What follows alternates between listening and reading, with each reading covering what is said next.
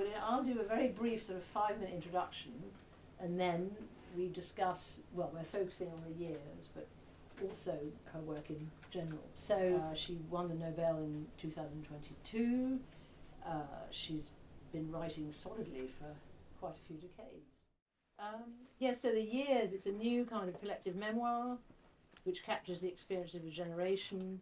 So for those of you who haven't read it, Ernaux intertwines introspective personal recollections with a broader collective shared memory of the whole social and political landscape of France from the 40s to the early 2000s.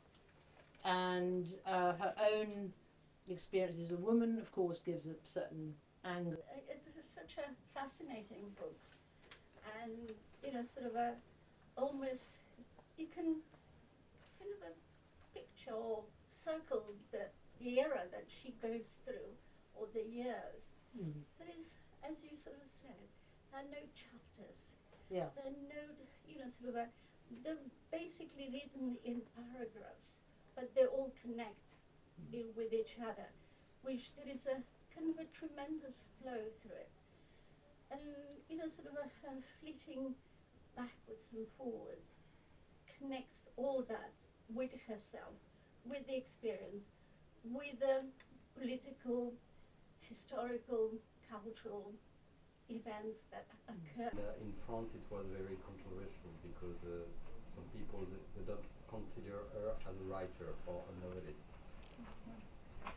So that was also, wasn't it, the Tout Paris littéraire, which famously the sixième. So it's because it's really easy to read, so they consider it's not literature. Yeah, that's very funny.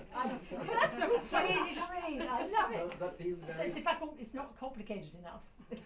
Exactly. It doesn't make your brain sweat in the gym. But for other writers like Edouard Louis, she is a model because she, as you know, she comes from a. She's not. It's not like him from a worker or very poor. Background. I thought she felt a bit cut off and unheard as well.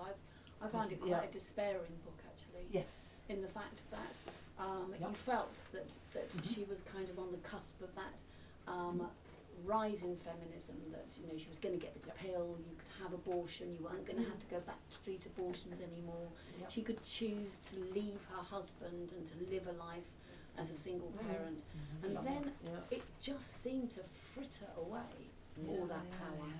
And you felt that at the end of the book she takes up less and less space. Ordinary, I thought the bits where she said, our children were our only contemporaries.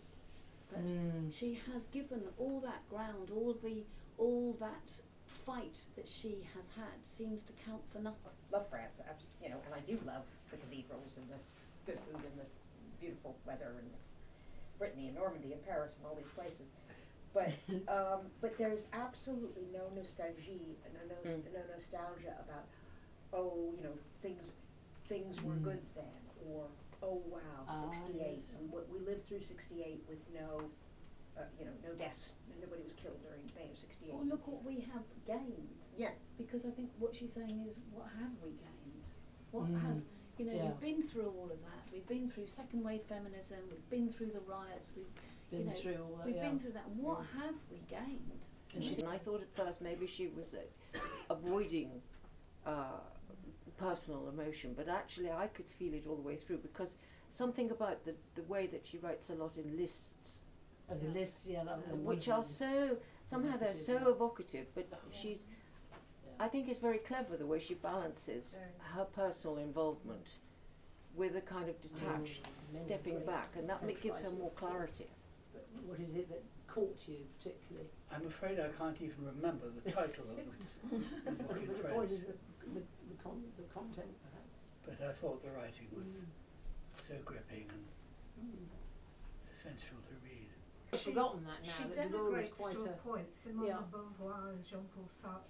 She says, yes, Simone in her turban and the elderly Sartre, they're still talking away, but they had nothing new to say. Yeah. And I found that interesting because they're so adored by the tourists, but less by the French, I think. The French are perhaps, well, maybe they're rather, I don't know, the French had a bit too much Sartre de Beauvoir Have they got indigestion? So I don't think so. They do. There is a huge. I mean, people go on bringing out letters. It was a challenge to keep this thread and stay with her. You know, there were a few times where I thought, oh, I don't know, Annie. You know, I might just That's leave you. interesting. I had the same conversation with her as you did. I went, Annie, can something happen here? Yeah, please?" yeah. But then Too it much kind of hit reflection, me in the middle that philosophy, this some is of it. the happen. Yeah. You know, this is Life. the happen. It's yeah, like life happens. exactly. Didn't understand, but it made me really sad in a way that I felt like this book is kind of like the universe inside each and one of us. Like each and one of us has all of these like references and images and moments, and we can probably, if we put an effort, we can probably write a book like this about our years. But they all kind of disappear into the nothing, and that made me really sad while reading this book.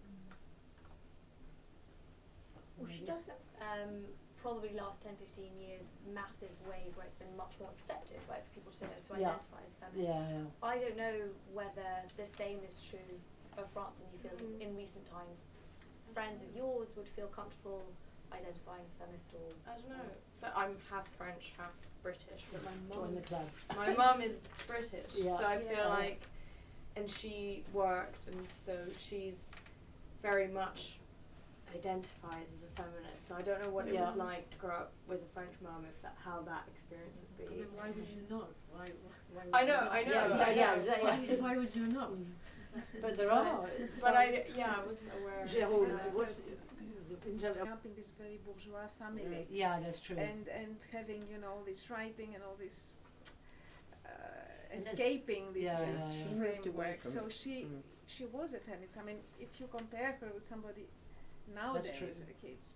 So you have to see that this is I admire her, you know, when she's when I was a teenager. I mean, I used to write on the wall, you know, absolutely. the deuxième sexe, you know, whole paragraphs. The second sex. In my Well, bedroom, she spoke you know, up. it was. She talks about, I think, what is feminist about that experience and going through an abortion and something that is so, like, I remember reading it and thinking, this is so true to a female, what it's like to be a woman and going through something, even though I haven't done that, and you know, but you can relate so strongly to how her experience, and I think there's something feminist in telling a very gruesome, open story about a very female, female experience. So thank you all very much for coming. So, and as Mark said, 9th of September is the next